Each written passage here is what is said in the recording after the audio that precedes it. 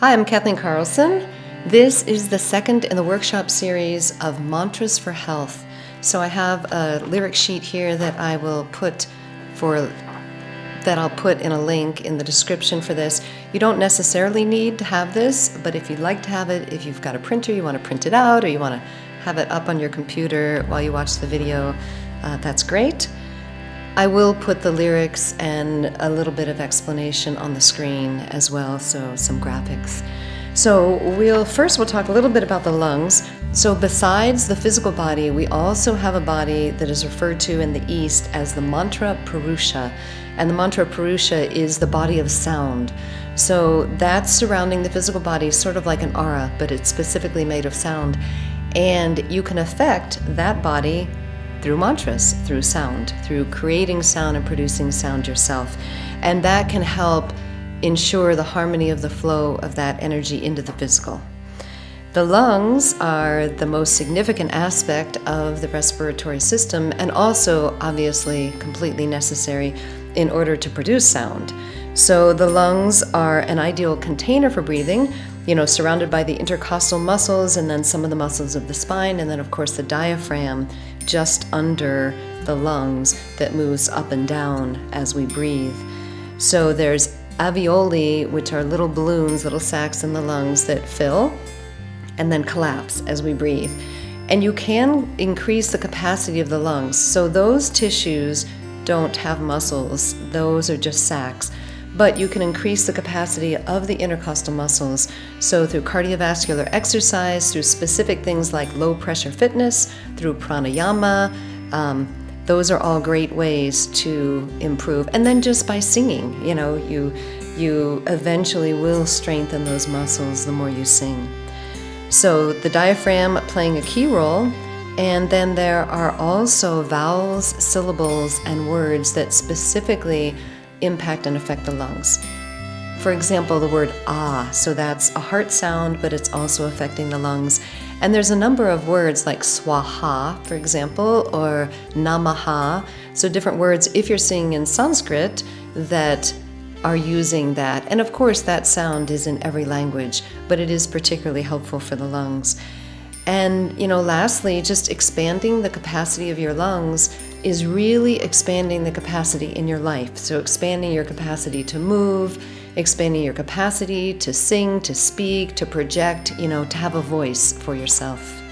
So what we'll do now is start through the mantras that I have in this workshop. So this would take, 45 minutes to an hour, in this workshop. A number of these, I have longer versions online, and I'll try to put those little cards that you can click on if you'd like to go to a longer version for a particular chant. We're starting with the Mercury Mantra, because astrologically Mercury, and also to some extent the moon, are associated with speech and expression. Particular planets or particular configurations are associated with your relationships, or associated with your career or your home life. This mantra is for improving breath, communication, and the production of sound. So planetary mantras are believed to be very closely related to astrology. So they're like in that world in between. So you've got astrology and you've got mantras, and then you've got planetary mantras, which are combining those two. Because in astrology, it's really a vibrational science. So you're saying that a particular configuration or a particular planet or nodes and those kind of things, they are holding an energy matrix, but it's in the realm of vibrations and frequencies. And when you produce sound, you are sending something out also in the realm of vibration and frequencies. So those two can marry together very well. Also, the thing about mantras and astrology is that you don't have to necessarily know your astrology to benefit, because the mantras work like adaptogens. Those are herbs that you can take, that if your blood pressure's low, it raises it up. If your blood pressure's high, then it'll bring it down. So in terms of the mantras, if you have a challenging configuration in your astrology, your natal chart or your current chart, it will mitigate that. And if you have a fantastic aspect or configuration for that, it'll just make it better. So you can't harm your astrology or, your opportunities in life by doing the mantras, you can only help. So this is the Mercury Mantra, Om Bum Buddhaya. Buddhaya is the name of Mercury in Sanskrit, and then Namaha Om. So I accept the beneficial energies or the mitigation of challenging things through this mantra and the energy of Mercury. So Namaha, I bow or I accept. So Om Bum Buddhaya Namaha.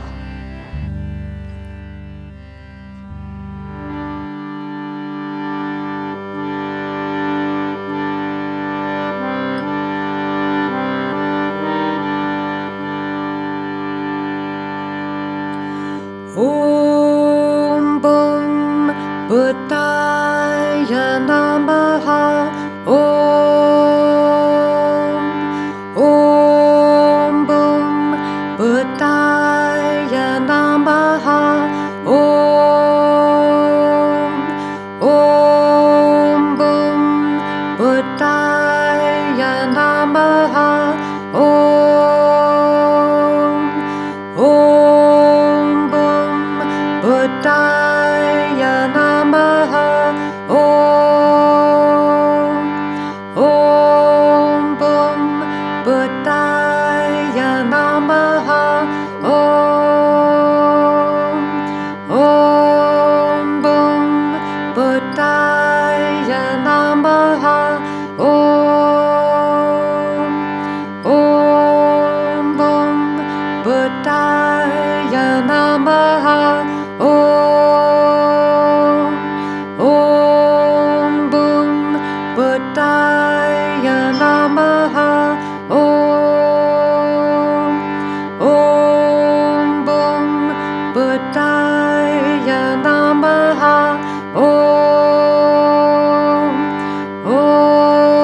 Bum Buddhaya Namaha.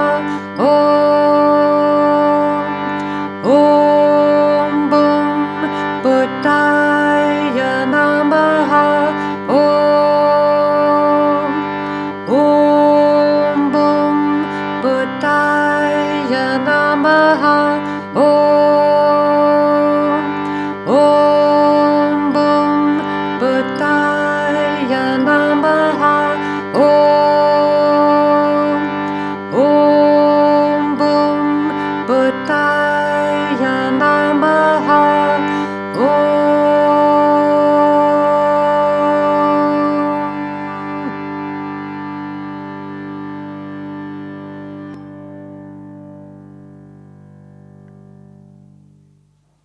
You might have heard my dog in the background. He likes to hum along when I'm chanting. Hopefully he won't start howling. All right, so moving on to Saraswati. So in the tradition of Ayurvedic medicine, the seed syllable AIM is for strengthening the throat. Saraswati is the goddess most closely associated with that seed syllable. And a seed syllable connects to like fundamental energies in nature or in the universe that are associated with a particular vibration. So this is one of the fundamental energies of nature that is supporting knowledge, speech, expression, creativity. So she's the goddess of music as well as the goddess of wisdom and learning. So Om AIM Saraswati Mahadevi. So Mahadevi is the highest god in female form. Devi is female, and then Deva is masculine. So Om AIM Saraswati Mahadevi Saraswati.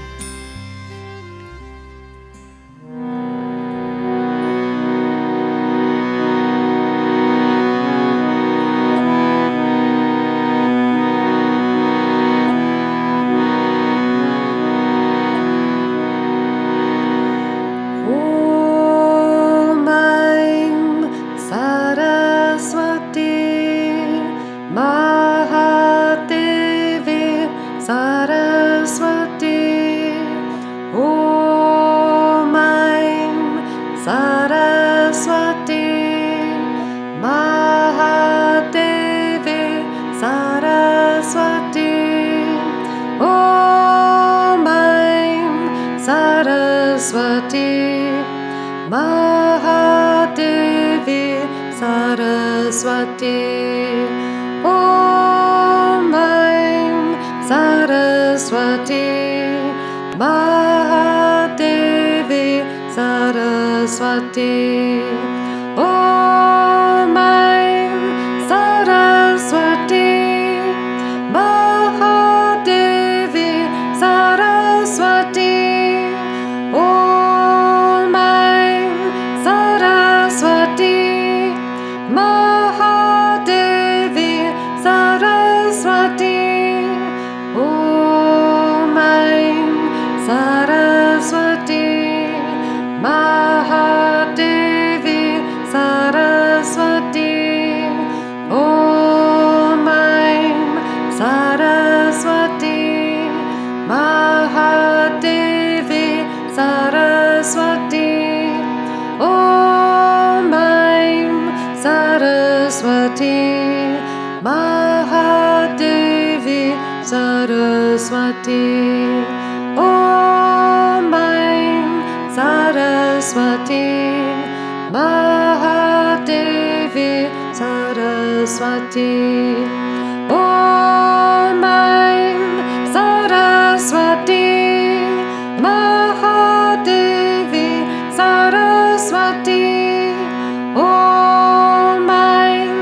Saraswati Mahadevi Saraswati.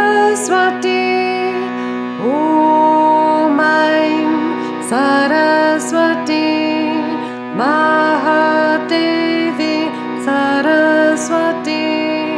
Om AIM Saraswati Mahadevi Saraswati. Om AIM Saraswati Mahadevi Saraswati. Om AIM Saraswati Mahadevi Saraswati. Om AIM Saraswati Mahadevi Saraswati. Om AIM Saraswati Mahadevi Saraswati. Om AIM Saraswati Mahadevi Saraswati. Om AIM Saraswati Mahadevi Saraswati. Om AIM Saraswati Mahadevi Saraswati. Om AIM Saraswati Mahadevi Saraswati. Om AIM Saraswati Mahadevi Saraswati.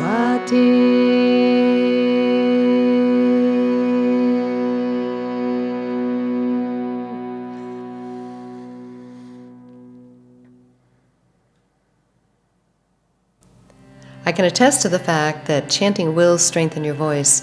When I started chanting, which is about 10 years ago now, I couldn't chant very long at all without getting hoarse. So if I tried to chant for an hour, my voice would give out. And now I did an event recently that was an hour for each chakra, so 7 hours of singing and mantras. And I could feel it a little bit the next day, but it wasn't really a problem. So that's like a huge difference between, barely getting through an hour at best when I started, and really being able to chant all day now. So it does build up your voice, and it does start to clear whatever is in your throat and grief that's in your lungs that would keep you from having a strong voice. So, really working with the breath and the throat chakra as well as the heart chakra. So, really focused on those two. So let's see on our sheet. The next one is Hamsa. So this is a chant just using one word, Hamsa. And that particular word is a vibration that is related to the breath. So sometimes it's used as a mnemonic device, like hum, breathe in, sa, breathe out. So this one, obviously, when you're singing, you're breathing out the whole time that you're singing, and then you're breathing in between. But it's like that idea and that focus. So that is the intention of the mantra. And it's focusing on a smooth inhale and exhale. So you'll hear, this one is a very smooth mantra. And the term Hamsa is similar to the term Hansa, and either one can be used to mean swan. And that's like a title of respect for a spiritual teacher, for example, Hansa or Hamsa. So the Hamsa chant, just that one word.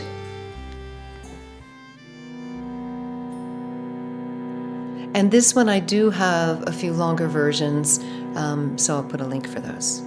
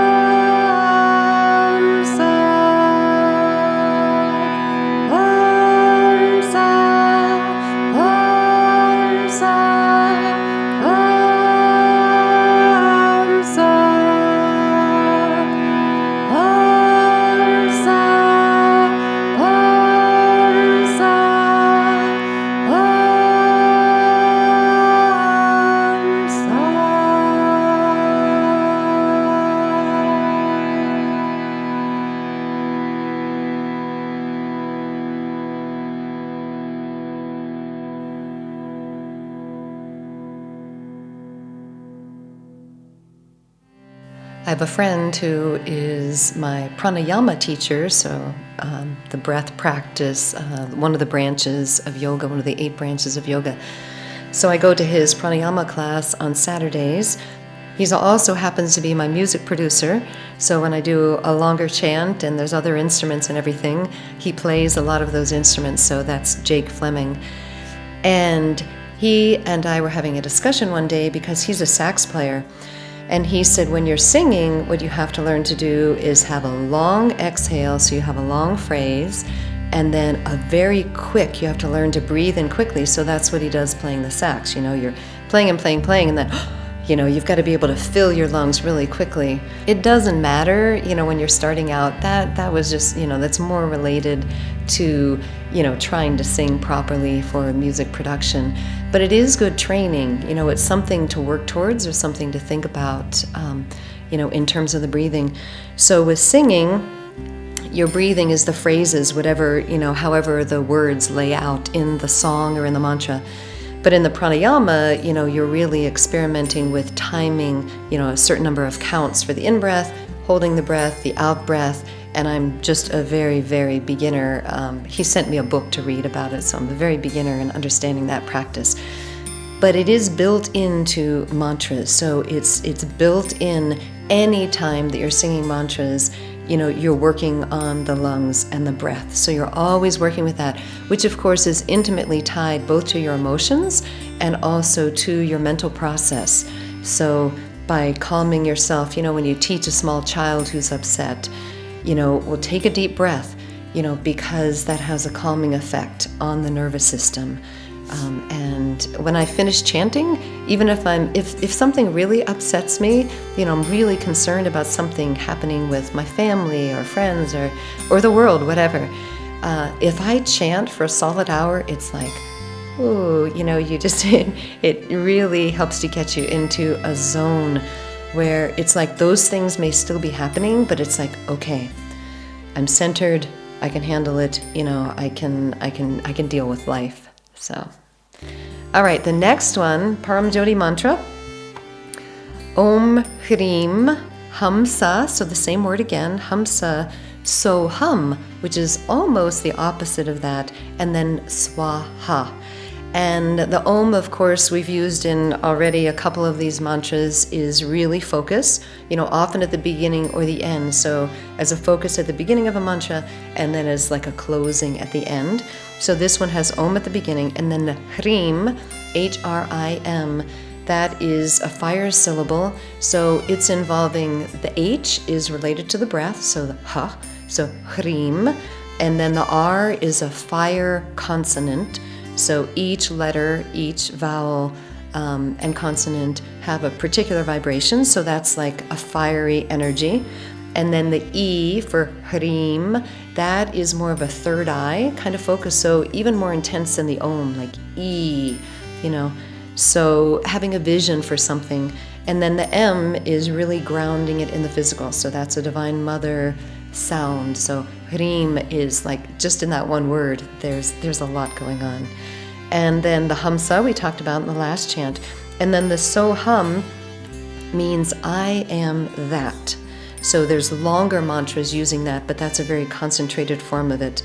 So it's like I am the energy of life. It's identifying with the source, with creation. And then the Swaha at the end is also related to fire. So a fire offering, and it's a goddess who is the personification of the feminine aspect of fire. So offering into the fire anything that you need to release in order to breathe deeply, your worries, your concerns, in order to, be full of life and be full of breath and energy and air. So Om Hrim Hamsa Soham Svaha.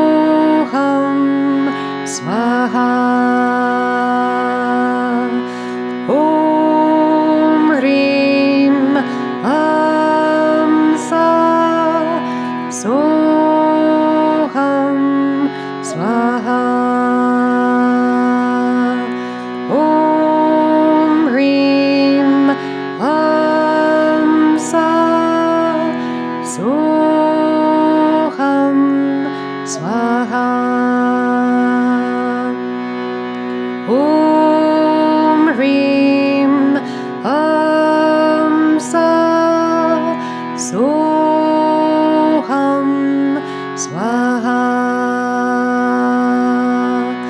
Om Hrim Hamsa Soham Svaha. Om Hrim Hamsa Soham Svaha. Om Hrim Hamsa Soham Svaha. Om Hrim Hamsa Soham Svaha.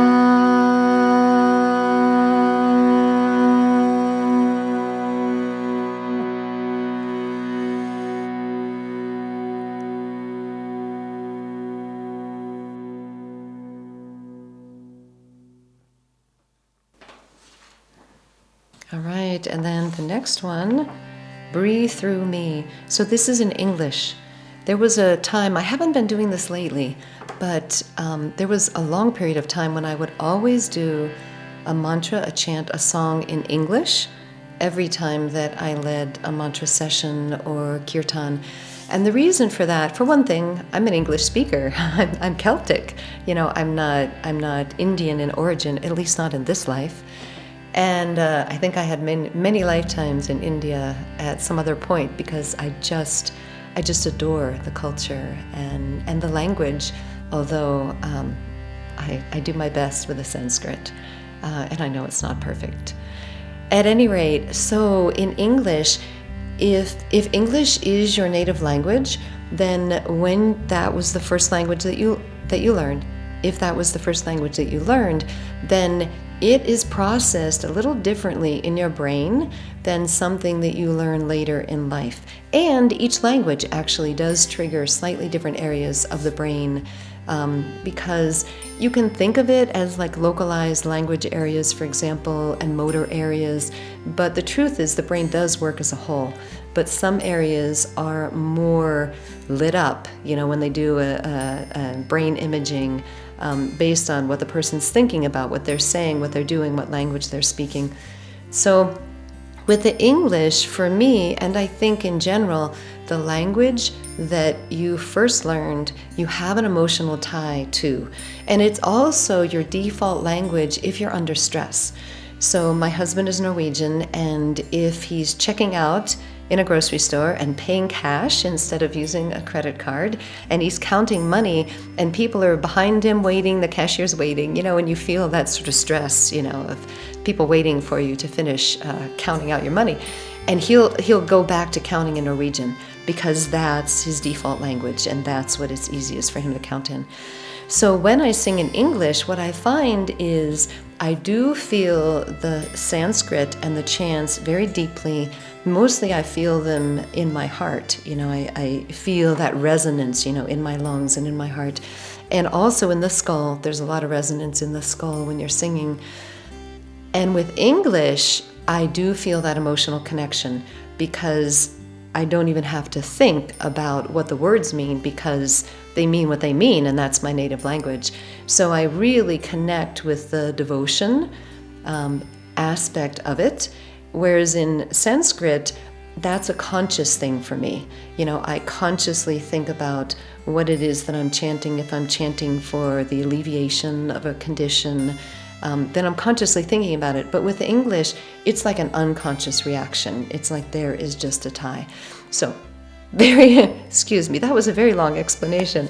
So this one, breathe through me. Holy Spirit, breathe through me. Send your light through my soul. Holy Spirit, breathe through me. And there was a big debate when I started doing this one in my kirtan band, which was several years ago, my original band. You know, should we really use the term Holy Spirit? Like that sounds like really Christian, and maybe people have a problem with it. Personally, I don't have a problem with Christianity at all. I love, that's why I think of myself more as a mystic, because that's just a name for someone who's looking for the truth, the inner truth, wherever, in nature, in religions, in philosophy, whatever. So a Holy Spirit is actually a generic term. It's like, sacred fire, living water, that kind of thing. So we decided that we would just sing it, Holy Spirit, breathe through me, even when the rest of the program was Eastern. So Holy Spirit, breathe through me, obviously associated with the lungs and with the breath, and really asking that energy of life, that spirit that is sacred and holy, that it come into your being.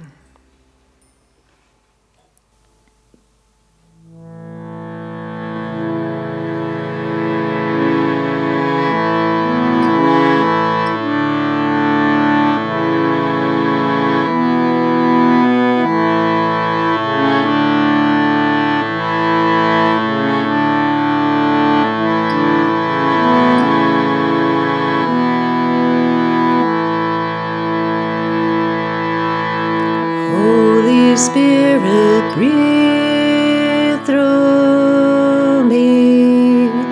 Holy Spirit, breathe through me. Send your light through my soul. Holy Spirit, breathe through me. Holy Spirit, breathe through me. Holy Spirit, breathe through me. Send your light through my soul. Holy Spirit, breathe through me. Holy Spirit, breathe through me. Holy Spirit, breathe through me. Send your light through my soul. Holy Spirit, breathe through me. Holy Spirit, breathe through me. Holy Spirit, breathe through me. Send your light through my soul. Holy Spirit, breathe through me. Holy Spirit, breathe through me. Holy Spirit, breathe through me. Send your light through my soul. Holy Spirit, breathe through me.